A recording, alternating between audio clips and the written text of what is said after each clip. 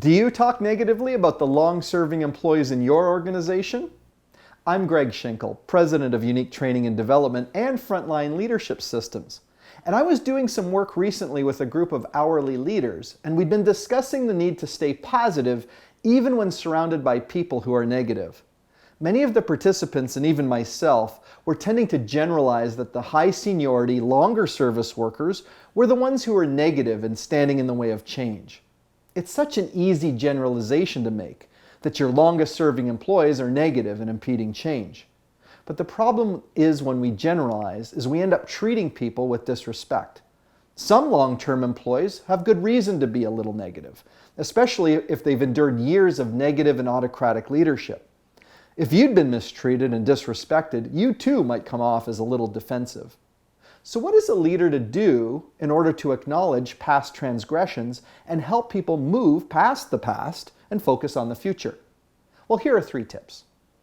Tip number 1, reframe your thinking. Instead of thinking as experienced workers as being stuck in their ways, see them as tremendous assets in moving the business forward. The self-fulfilling prophecy says that whatever you think as a leader, you tend to get what you expect. So update your expectations to being more positive. Tip number 2, listen, empathize, and involve. People want to be heard, so be prepared to listen to some of the history, empathize to show that you understand their frustrations, and then get those people involved in new projects. Ask their opinions and for solutions. And the final tip, show respect, not sarcasm. Even when you're attempting humor, it won't always be perceived as funny, especially if it's seen that you're making fun of those long-term employees. Instead, treat them with respect.